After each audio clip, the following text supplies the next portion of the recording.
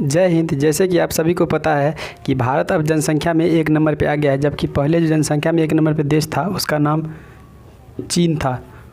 पहले जनसंख्या में 1 नंबर पे चीन देश था, उसको पीछे छोड़ के भारत अब कितने नंबर पे आ गया? 1 नंबर पे आ गया। तो आज हम उसी कुछ आंकड़े को, महत्वपूर्ण आंकड़े को देखेंगे कि आखिर कितना जनसंख्या चीन का है, कितना अब भारत का हो गया, जिससे वो आगे उसका निकल गया। देखिए, जनसंख्या जो निकालती है किसी भी देश की, जब जनसंख्या निकाला जाता है तो जनसंख्या निकालती है संयुक्त राष्ट्रीय जनसंख्या को, जिसको इंग्लिश में बोलते हैं UNFPA। उसका फुल फॉर्म होता है United nation population found authority. और यही जो है किसी भी देश का क्या करती है? जनसंख्या निकालती है। आज 2030 में जब 29 अप्रैल 2030 को जब यह रिपोर्ट जारी किया गया, उसके अनुसार भारत अब जनसंख्या में 1 नंबर पे आ गया है। भारत देश जो है अब जनसंख्या में 1 नंबर पे आ गया है। अब इसकी जो आबादी है अब 142.86 करोड़, मतलब 142 करोड़ और 86 लाख अब इसकी क्या हो गई? जनसंख्या हो गई। जबकि चीन की आबादी 142.57 करोड़, मतलब कुछ लाख जनसंख्या जो है चाइना से भारत अब क्या हो गया? आगे निकल चुका है। अनुमान लगाया गया है कि 2019 में रिपोर्ट के अनुसार अनुमान लगाया गया था कि 2027 तक जो है भारत का जो आबादी है वो चीन से आगे निकल जाएगी, लेकिन यह अनुमान टूट गया और 2023 में ही जो है भारत की जो आबादी है वो अब चाइना से आगे हो चुकी है 142.86 करोड़, जबकि चाइना की जनसंख्या 142.57 करोड़ है। अब हम देखते हैं कि इस भारत की जनसंख्या में किसका कितना भागीदार है। यहाँ पे जो है 0 से लेकर 14 वर्ष के जो इंसान है वो मात्र जनसंख्या में 25% है, जबकि 15 से लेकर के 64 वर्ष के जो लोग हैं वो 68% है। 15 से लेकर 64 वर्ष 68% है। इस 142.86 करोड़ जनसंख्या में सबसे ज़्यादा जो है 15 से लेकर और 64 वर्ष के आयु के लोग हैं, जबकि 65 से अधिक वर्ष की जनसंख्या के लोग मात्र 7% बचे। अर्थात जितने भी बूढ़े लोग हैं अब उस देश में कितने परसेंट है? 7% है। यहाँ पे देखते हैं कि केरल में और पंजाब में बुजुर्गों की आबादी अधिक है। केरल और पंजाब ऐसे राज्य हैं जहाँ पे बुजुर्गों की अधिक आबादी है। पूरे जनसंख्या का मात्र 7% कितना है? 65% अधिक है पूरे जनसंख्या का 7%। पूरे जनसंख्या का 68% में कौन आते हैं? 15 से लेकर 64 वर्ष के लोग।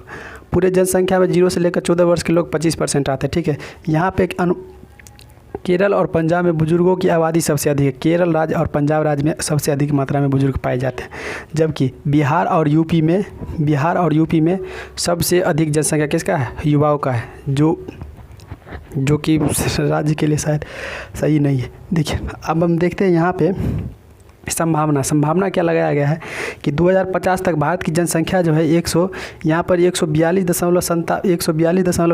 142.46 करोड़ है, वो बढ़कर अनुमान लगाया गया है कि 2050 तक भारत की जनसंख्या जो है 166.8 करोड़ हो जाएगा, यह अनुमान लगाया गया है। जबकि चीन की जनसंख्या घट के कितनी पे आ जाएगी? 131.8 करोड़। इसका मतलब ये नहीं कि वो इंसान को मार देगा, बस वो ये जनसंख्या पे क्या लगा रहे हैं? कंट्रोल लगा रहे हैं और वहाँ पे जनसंख्या, भारत की जनसंख्या बढ़ेगी, जबकि चीन अपना जनसंख्या पे क्या कर रहे हैं? कंट्रोल कर रहे हैं। 1950 में भारत की जनसंख्या थी 86.1 करोड़। 1950 में भारत की जनसंख्या थी 86.1 करोड़, जबकि चीन की जनसंख्या उस समय 114 करोड़ थी। अब आप ही लोग सोच के बताइए, जब 1950 में 86.1 करोड़ थी, जबकि चीन की जनसंख्या 114 करोड़ थी, उससे आगे थी, तो जनसंख्या में कितना से वृद्धि हुआ? लगभग चीन की जनसंख्या से 3 गुने अधिक जनसंख्या किसकी बढ़ रही है? भारत की बढ़ रही है। तो कुछ आंकड़े के अनुसार हम आपको बताना चाहें कि भारत की जनसंख्या में कितने की क्या हुई है? वृद्धि हुई है। तो आप देखिए, मेन बात जनसंख्या बढ़ना नहीं है, जनसंख्या पे कंट्रोल कैसे रखा जाता है, मेन बात वो है। अगर जनसंख्या हमारे देश में है तो ये मेन प्रॉब्लम नहीं है। मेन प्रॉब्लम कब होगा? जब जनसंख्या जो है वो किसी काम लायक नहीं रहेगा। आप मान के चलिए किसी फैमिली में 10 मेंबर है, ठीक, तो 10 मेंबर है, ठीक, और 10 के 10 उसमें मान के चलिए 8-7 उसमें लड़के हैं, जनसंख्या ज़्यादा है उस फैमिली का। सपोज करिए जब वो ना पढ़ता हो ना कोई काम करता हो, तो वो जनसंख्या क्या है? उस परिवार के लिए ठीक नहीं है। और थोड़े देर के लिए समझिए, मान के चलिए अगर वो 8 लड़कों को सरकारी जॉब हो जाए, कोई अच्छा सा बिजनेस खोल ले, मतलब 8 जो है सब जगह क्या हो जाए, सेटल हो जाए, तो वो जनसंख्या कोई तकलीफ़ देगी? नहीं देगी। ऐसे ही भारत में है, भारत की जनसंख्या इतना बढ़ गई है, इसका कोई ख़राब इफेक्ट नहीं है, बट यही है, इस जनसंख्या को हम यूज कैसे करते हैं, यही है।